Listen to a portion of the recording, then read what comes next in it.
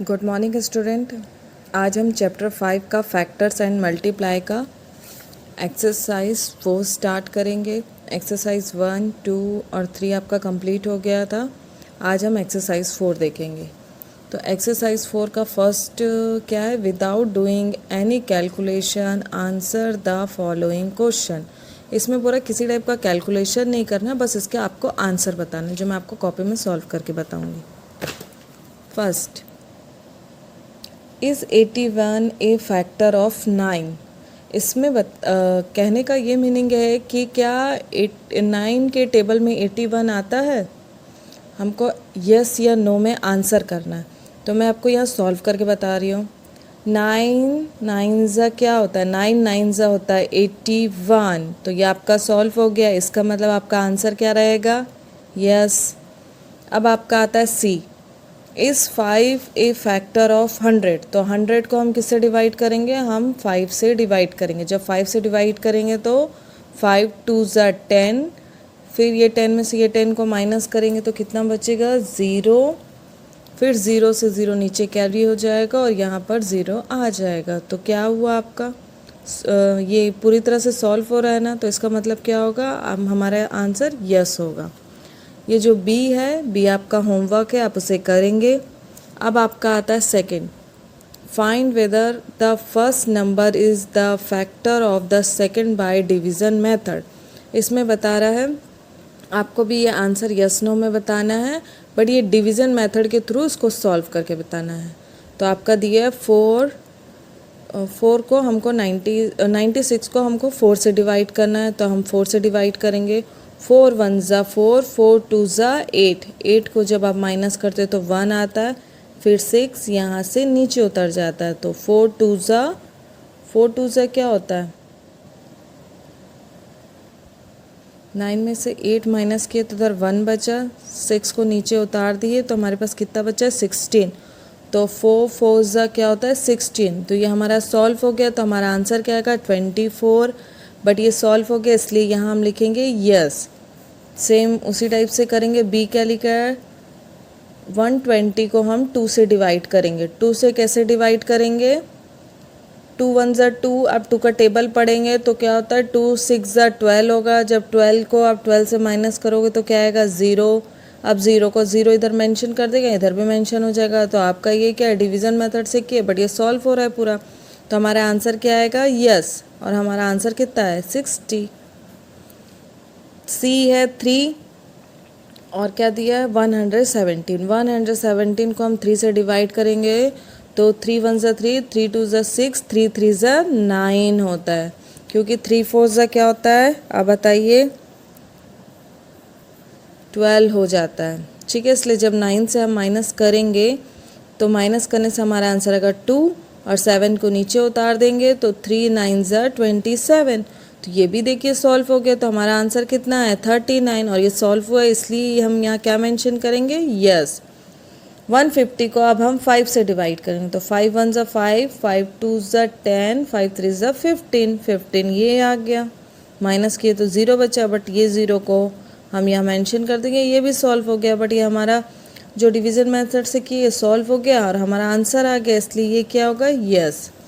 अब आपका आता है एक्सरसाइज सी, एक्सरसाइज 4 का ई। तो आपका क्या दिया है, 549 को हम 9 से डिवाइड करेंगे। जब हम 9 से डिवाइड किए तो 9 6 ज़ा 54 होता है, ये कट गया। अब 9 को नीचे उतार दिए हम तो हमारा आंसर क्या आएगा, 9 1 ज़ा 9। तो ये सॉल्व हो गया, हमारा आंसर है 61। बट ये पूरा सॉल्व हो गया, इसीलिए क्या होगा, ये हमारा आंसर यस होगा। तो आपका यहाँ एक्सरसाइज 4 कंप्लीट होता है। इसके आगे अब हम करेंगे एक्सरसाइज 5। एक्सरसाइज 5 स्टार्ट करने से पहले मैं आप लोगों को कुछ कॉमन फैक्टर्स बताना चाहती हूँ। देखिए, आपको ना 2 टाइप्स के फैक्टर्स मिलेंगे। सबसे पहला होता है, क्या होता है, सबसे पहला होता है प्राइम नंबर होता है, ठीक है। और एक सेकंड होता है, सेकंड क्या होता है, सेकंड होता है कंपोजिट नंबर, ठीक है। आपके जो आगे जितने एक्सरसाइज रहेंगे ना वो इसी पे डिपेंडेड रहेगा, इसलिए आपको ये समझना बहुत ज़रूरी है। ठीक है, प्राइम नंबर्स को हम पहचानेंगे कैसे? प्राइम नंबर्स को पहचानने के भी दो तरीके होते हैं।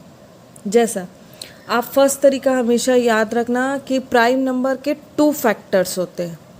पहला फैक्टर क्या होता है कि वो 1 से डिवाइड होता है।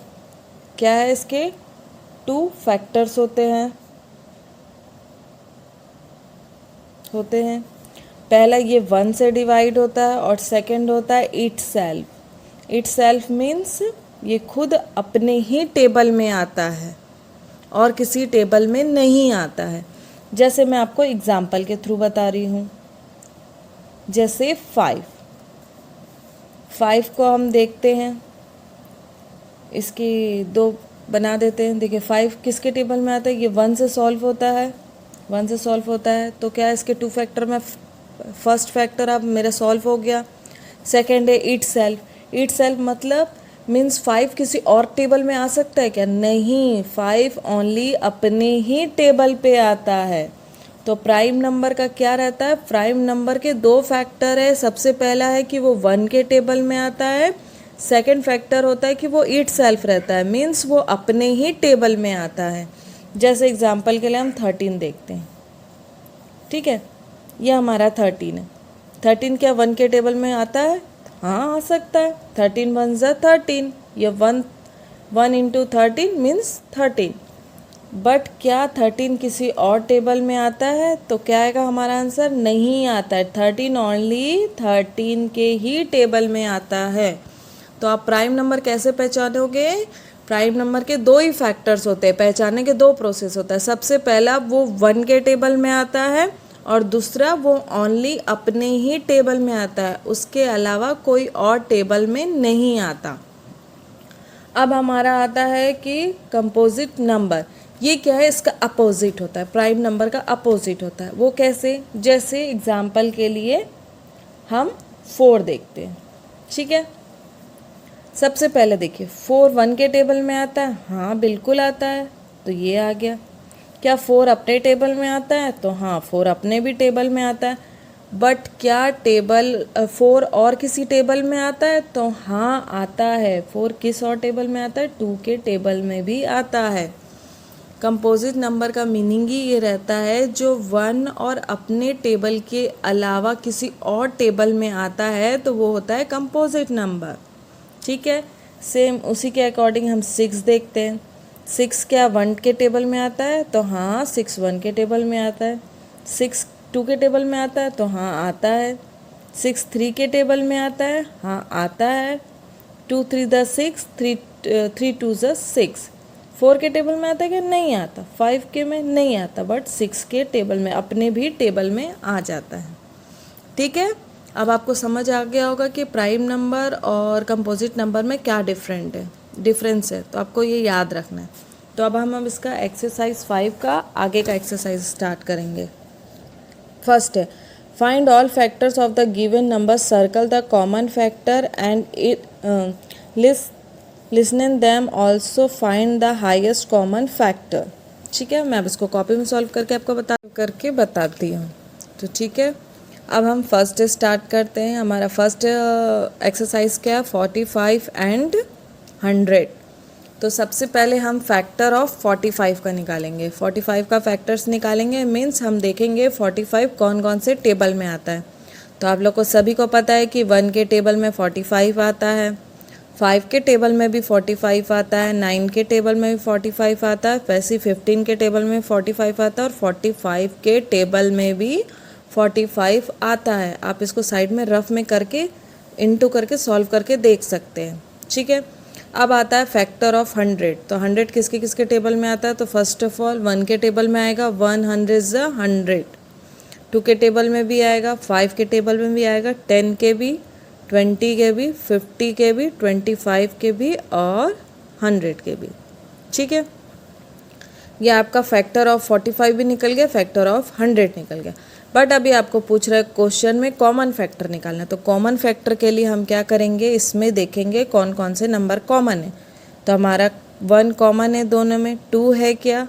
100 के फैक्टर में 2 है बट 45 के फैक्टर में नहीं है, बट दोनों फैक्टर में 5 है कॉमन, है ना, तो हम इसको सर्कल कर देंगे। बट और जितने नंबर से वो कॉमन नहीं है, तो कॉमन फैक्टर में क्या आएगा, 1 और 5 आ जाएंगे। अब हमको पूछा हाईएस्ट कॉमन फैक्टर, जितने भी आपके कॉमन फैक्टर निकाले होंगे उसमें जो सबसे बड़ा नंबर या डिजिट होगा वो आपका होगा हाईएस्ट कॉमन फैक्टर। इसको शॉर्ट फॉर्म में बोलते हैं HCF, ठीक है। तो आपका HCF क्या होगा, हाईएस्ट कॉमन फैक्टर होगा 5, ठीक है। अब आपका आता है B, जो मैं आपको सॉल्व करके बताऊंगी।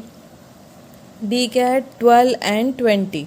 अब इसका हमें फैक्टर निकालना है, तो फैक्टर ऑफ 12, तो 12 किसके टेबल में आएगा, 1 के टेबल में आएगा ही आएगा, 2 के टेबल में भी आ जाएगा, 2 6 12 होता है।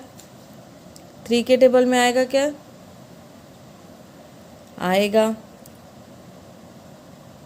4 के टेबल में भी आएगा, 6 के टेबल में भी आएगा, 6 2 12 होता है। 7 के टेबल में आएगा क्या, आएगा क्या, नहीं आएगा। अब हम क्या करते हैं, अभी किसी में नहीं आ रहा, अभी डायरेक्ट अपने टेबल पे आ जाएगा, ठीक है। अब हम निकालेंगे फैक्टर ऑफ 20, तो 20 किस में आएगा, तो 20 आएगा 1 के टेबल में आएगा ही आएगा, ठीक है। 22 के टेबल में भी आ जाएगा। 3 के टेबल में आएगा क्या, तो अगर हम देखते हैं तो 3 के टेबल में नहीं आएगा, आप इसको रफ में सॉल्व करके दे सकते हो, बट 4 के टेबल में आएगा, 5 के टेबल में भी आएगा, उसके बाद 10 के टेबल में भी आएगा और 20 के टेबल में भी आएगा, ठीक है। ये हमारा फैक्टर ऑफ 20 हो गया। अब हमें निकालना है, क्या निकालना है, कॉमन फैक्टर, ठीक है। अब इसमें देखते हैं क्या क्या कॉमन है, तो इसमें कॉमन है 1, दोनों में कॉमन है, 2 भी कॉमन है बट 3 नहीं है, बट 4 कॉमन है, 5 कॉमन नहीं है, 6 कॉमन नहीं है, 7 10 12 कुछ कॉमन नहीं है। तो जो कॉमन है हम उसको पहले लिख देते, तो क्या क्या कॉमन है, 1 कॉमन है, 2 कॉमन है और 4 कॉमन है। तो ये क्या हो गया, हमारा कॉमन फैक्टर निकल गया। अब हमें निकालना है HCF, means highest common factor. तो आप बताइए ये तीनों नंबर्स में सबसे बड़ा नंबर क्या है, तो हमारा नंबर है 4। ये 4 क्या है, 4 हमारा हाईएस्ट कॉमन फैक्टर है, ठीक है। अब तक आप लोग को समझ आ गया होगा। अब आपका आता है C, आपका होमवर्क रहेगा, आप लोग सॉल्व करोगे। उसके बाद आएगा D, 9 एंड 36। तो फैक्टर ऑफ पहले 9 का निकालेंगे तो 1 के टेबल में आएगा, फिर 3 के टेबल में भी आता है, फिर 9 के टेबल में भी आता है। वैसे फैक्टर ऑफ 36 का तो 1 के टेबल में भी आएगा, 2 के में भी, 3 के में भी, 6 में भी, 9 में भी, 12 में भी, और लास्ट है 36 अपने टेबल में भी आएगा। तो इसमें का कॉमन निकालेंगे, जो चीज़ दोनों में सेम होगी वो हमारा कॉमन फैक्टर होगा। उसके बाद HCF means highest common factor निकालना है, तो जिसमें बड़ा होगा तो 9 बड़ा है, इसीलिए ये हमारा HCF होगा। E आपका होमवर्क है, F है 4 एंड 10। फैक्टर ऑफ 4 के 1 के टेबल में आता है, 2 के टेबल में भी आता है और 4 के टेबल में भी आता है, ठीक है। अब आएगा फैक्टर ऑफ 10 किस टेबल में, 1 के टेबल में, 2 के टेबल में, 5 के टेबल में और 10। अब इसका कॉमन निकालने बोला है, तो 1 और 2 दोनों कॉमन है, इसीलिए हम यहाँ पे 1 भी लिखेंगे, 1, 2, बट इसमें हाईएस्ट कॉमन फैक्टर पूछा है, तो ये दोनों में कौन सा बड़ा है, तो 2 बड़ा है, ठीक है। तो यहाँ पर हमारा निकल गया हाईएस्ट कॉमन फैक्टर, ठीक है। आप लोग को समझ आ गया होगा। अब आता है इसके बाद सेकंड क्या है, सर्कल द प्राइम नंबर। तो मैंने आपको थोड़ी देर पहले बताया था प्राइम नंबर को आप कैसे पहचानोगे। फर्स्ट ऑफ ऑल वो फर्स्ट 1 के टेबल में आता है, और जो सेकंड इसका है 2 प्राइम फैक्टर होते हैं इसके, दो फैक्टर होते हैं, एक तो ये 1 के टेबल में आता है और दूसरा ये है कि अपने ही टेबल में ओनली आता है। तो आपको ये सब देख के इसमें पहचानना है और उसको सर्कल करना है। ये आपका होमवर्क रहेगा, इसके थ्रू मुझे पता चलेगा आप लोग को कितना समझ आया और कितना नहीं आया। ठीक है, एंड थैंक यू। अगर इसके बाद भी आप लोग को कुछ डाउट लगे तो आप लोग मुझसे पूछ सकते हैं। Okay, thank you.